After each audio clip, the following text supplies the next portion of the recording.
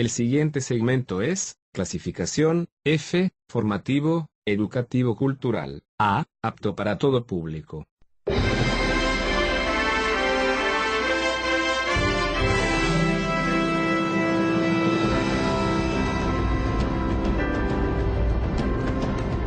Bienvenidos a Sabiduría para el Corazón. El doctor Stephen David, pastor de la Iglesia Colonial y presidente del Seminario Teológico Shepherds, nos invita a conocer más de la Palabra de Dios. Con Biblia en mano, acompáñenos en el estudio de hoy.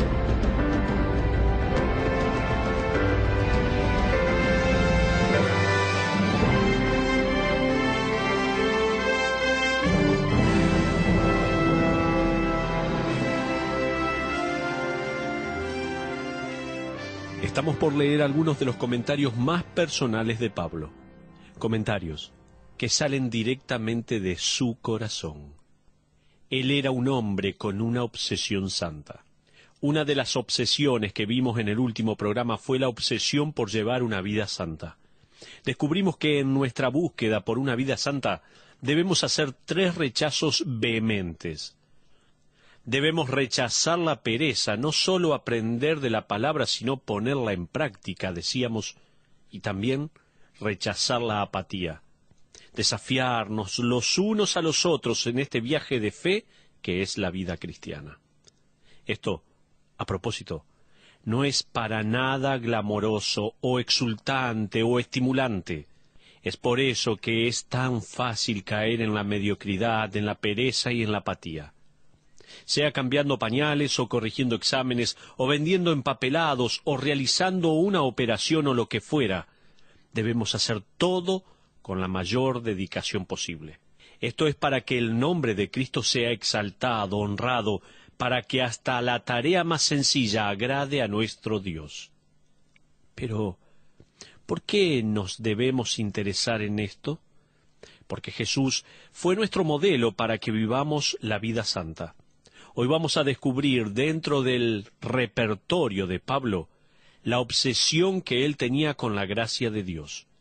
Permítame leer primero Romanos capítulo 15, versículos 15 y 16. Vaya conmigo, si tiene su Biblia, si está allí dispuesto para leer la palabra de Dios, vaya conmigo a Romanos 15, 15. Mas os he escrito, hermanos, en parte con atrevimiento, como para haceros recordar por la gracia que de Dios me es dada para ser ministro de Jesucristo a los gentiles, ministrando el Evangelio de Dios, para que los gentiles les sean ofrenda agradable, santificada por el Espíritu Santo. Hasta ahí la lectura por ahora. En este breve repertorio, Pablo se refiere directa o indirectamente a 3 posiciones o roles distintos que él protagonizó en la vida. Me refiero a los roles de profesor, predicador y sacerdote. Todos estos roles son el resultado directo de la gracia. De hecho, subraye las palabras allí en medio del versículo 15, por la gracia que de Dios me es dada. Esta frase es clave para cada aspecto de la vida de Pablo. Si uno se chocara con Pablo, él derramaría gracia, y si uno hablara con Pablo, él le hablaría gracia. Si uno orara con Pablo, él apelaría a la gracia de Dios. Estoy de acuerdo con un autor que dijo que Pablo nunca se recuperó de su conversión. Me encanta esa frase. Pablo fue alcanzado por la gracia salvadora de Dios. Max Lucado publicó hace varios años atrás un devocional titulado Gracia para todo momento. Él comienza este libro relatando una historia propia titulada La parábola del río. Había una vez 5 hijos que vivían junto a su padre en un castillo. El mayor era un hijo obediente, pero sus 4 hermanos de menor edad eran rebeldes. Su padre les había advertido acerca del río, pero los 4 rebeldes no quisieron escuchar. El padre le rogó a estos 4 muchachos que se mantuvieran lejos del lecho del río, para no ser llevados por la corriente, que siempre era muy fuerte. Cada día ellos se acercaban más y más, hasta que un día uno de ellos, desafiante, se metió al agua. «Agarren mi mano, así no me caigo», le dijo a sus hermanos, quienes le ayudaron. No obstante, en un segundo la corriente los arrasó a todos y se los llevó río abajo. Ellos se golpearon con las piedras y la feroz corriente los siguió arrastrando por el lecho. Sus gritos de auxilio fueron ahogados por el ruido de las aguas. Después de horas de luchar y luchar, se entregaron a la deriva, hasta que finalmente el agua los arrojó en una playa de un lugar desconocido y vacío. Una vez que juntaron fuerzas y coraje, comenzaron a caminar por el agua esperando poder regresar por el mismo río, pero la corriente era muy fuerte. Intentaron caminar junto al río, pero el terreno no era firme. Consideraron subir las montañas, pero las piedras eran resbaladizas y el terreno muy empinado. No sabían el camino de regreso. Uno de los hermanos se fue a vivir con los bárbaros que habitaban el valle. Se construyó su propia choza con lodo y paja. Decidió que la vida con los paganos era mejor que la vida con su padre. Otro de los hermanos se amargó y decidió observar a su hermano para poder reportar todo lo que él hizo mal. El tercer hermano decidió que la única manera de regresar a su padre era construyendo un camino junto al río y así regresar. Él dijo: «Voy a juntar piedras hasta que tenga las suficientes para hacer un camino y regresar a casa. Cuando mi padre vea cuán diligente fui, no va a tener otra opción de abrir la puerta y dejarme entrar». Después de varios días, un rescatista apareció en escena. Se trataba del primogénito, pero trágicamente ninguno de sus hermanos aceptó la oferta de volver con él. El hermano que vivía con los bárbaros pasó a preferir ese estilo de vida. El hermano que se amargó la existencia y solo quería ver el fracaso y el pecado de su hermano y los bárbaros, también estaba demasiado preocupado para no ser rescatado. El hermano que está construyendo el camino junto al río ha logrado dar 5 pasos hacia el hogar, de lo cual está muy orgulloso. Pero cuando el rescatista le dice que hay 5 millones de pasos para llegar, se enoja y comienza a arrojarle piedras a su hermano mayor. A pesar de la posibilidad de ser rescatado, él prefiere trabajar su regreso a casa y ganarse el perdón de su padre, rechazando así al hijo primogénito. Las analogías son obvias, ¿no es así? Fíjese ahora en la vida de Pablo, esa vida pasada, como hebreo fiel, patriota valiente de la ley y guardador meticuloso de los ceremoniales y reglas de los judíos. Él habría sido el hermano en la orilla del río, trabajando arduamente para hacer una senda de piedras hechas de justicia humana. Habría casi caminado 5 pasos, pero tendría 5 millones por delante. Pablo experimentó la gracia salvadora en el camino. Mientras iba rumbo a Damasco para arrestar a cristianos que se atrevían a sugerir que el carpintero crucificado era el Hijo de Dios, él los iba a atrapar, y allí con un haz de luz desde el cielo, la apariencia de Cristo trajo un haz de luz divina en la vida de Pablo. Si bien él quedó físicamente ciego por unos días, él pasó a tener visión espiritual. Pasó de la muerte a la vida por medio de la fe en el Señor Jesucristo. Más adelante, él escribiría su testimonio diciendo: «Circuncidado al 8º día, del linaje de Israel, de la tribu de Benjamín, hebreo de hebreos, en cuanto a la ley fariseo, en cuanto a celo perseguidor de la iglesia, en cuanto a la justicia que es en la ley, irreprensible. Pero cuantas cosas eran para mi ganancia, las he estimado como pérdida por amor de Cristo». Eso dice Filipenses capítulo 3 versículos 5 al 7. Después de la conversión de Pablo, comenzó un maravilloso ministerio que ha continuado impactando a la Iglesia por los últimos 2000 años. ¿Cuáles fueron los roles de Pablo al demostrar su rescate por gracia? En 2 Timoteo, capítulo 1, versículo 11, él escribe: «Fui constituido predicador de Dios, apóstol y maestro de los gentiles». En Romanos 15 hay 3 roles que Pablo cumple. Se trata del rol de profesor, predicador y sacerdote.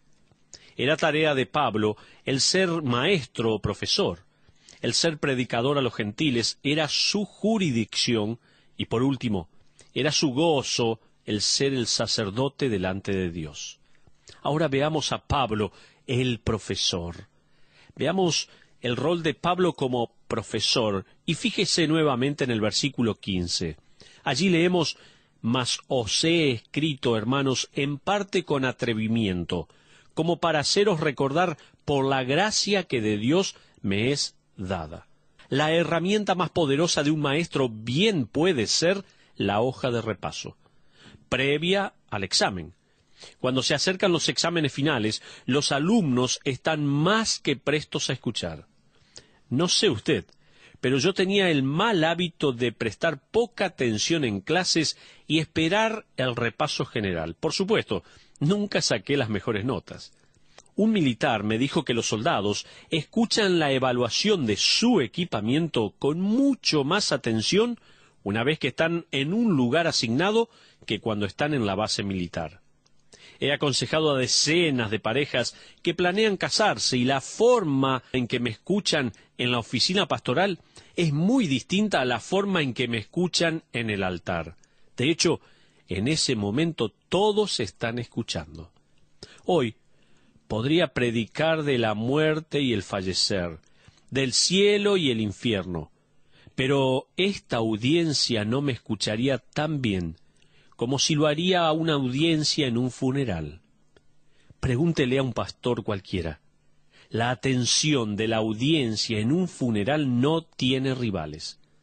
Hay algo especial en cuanto a que le recuerden lo que verdaderamente necesita saber. El estudiante quiere pasar el examen. El soldado está por ir a la batalla. Esa pareja está por pasar a ser marido y esposa. La audiencia está cara a cara con un ataúd y está interesada en saber acerca de la vida eterna.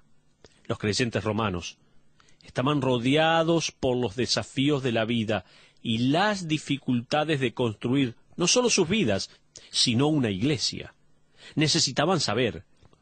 Así que, como lo haría un gran profesor, Pablo les da a ellos y a nosotros unas páginas para que repasemos y de esa manera ayudarnos para pasar los exámenes de la vida. Pablo les recuerda las verdades de la gracia a estos y a otros creyentes una y otra vez. Pablo gastó 3 años enseñándole a los creyentes en Éfeso, estableciendo a los ancianos y luego en su despedida los exhorta con lo siguiente. Escuche bien, Hechos 20:35.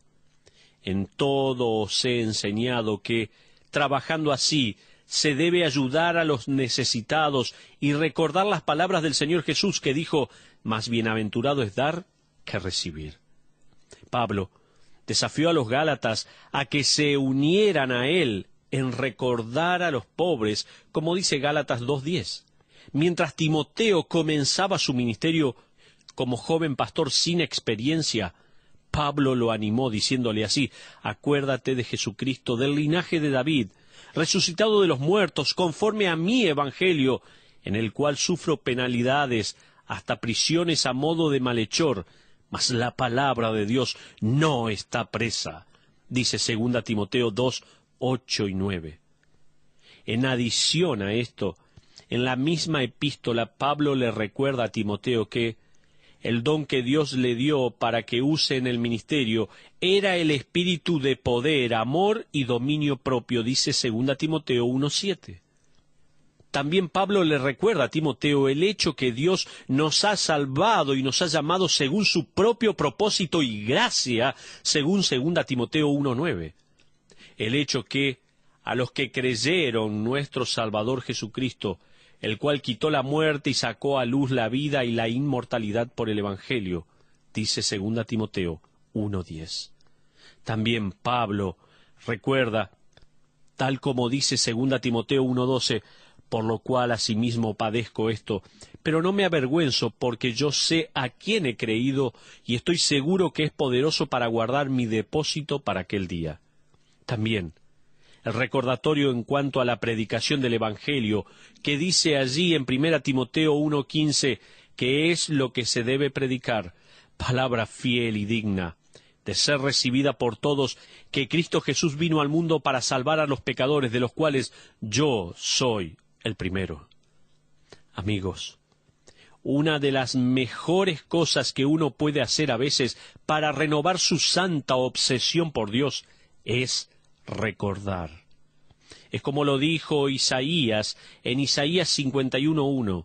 Oídme, los que seguís la justicia, los que buscáis a Jehová, mirad a la piedra de donde fuisteis cortados y al hueco de la cantera de donde fuisteis arrancados. ¿Sabe? Lo mejor es recordar. El salmista también nos invita a recordar en el Salmo 42 diciendo: y me hizo sacar del pozo de la desesperación, del lodo cenagoso, puso mis pies sobre peña y enderezó mis pasos. Le pregunto, ¿por qué piensa que el Señor le entregó a la Iglesia un mandato y se lo repitió una y otra vez? Esta ordenanza la hacemos en memoria de Él. Ahora, fíjese que Pablo, el profesor, les habla con atrevimiento a los romanos. En la primera parte del versículo 15 leemos: «Mas os he escrito, hermanos, en parte con atrevimiento». ¿Por qué hay necesidad de ser atrevido? En parte, cuando una persona ya sabe lo que uno le está diciendo, puede frustrarse o hasta enojarse de recibir el mismo recordatorio una y otra vez. Es como cuando uno le dice a un adolescente cada vez que sale en moto o con su automóvil: «Maneja con cuidado». Los padres recibimos como respuesta un «sí, ya lo sé». Una cosa es decirle a un niño que 2 más 2 es igual a 4, cuando no lo sabe, y otra cosa muy diferente sería decírselo a Einstein. Una cosa es decirle a un niño en una clase de computación: esto es un mouse, y cuando uno presiona sobre este botón derecho, pasa esto, esto, esto. Y otra cosa es intentar darle una lección así a Bill Gates. ¿Se da cuenta? Un maestro corre el riesgo de ser ignorado o de aburrir a sus alumnos. Obviamente los creyentes romanos aceptaron agradecidos el repaso y de la misma manera que nosotros les hubiera gustado recibir más información aún. Pablo era un profesor maravilloso. Muchas gracias por acompañarnos en el estudio de hoy. BBN y el pastor Stephen David lo invitamos a nuestra próxima audición, donde encontraremos más sabiduría para el corazón. Esta fue una producción de BBN.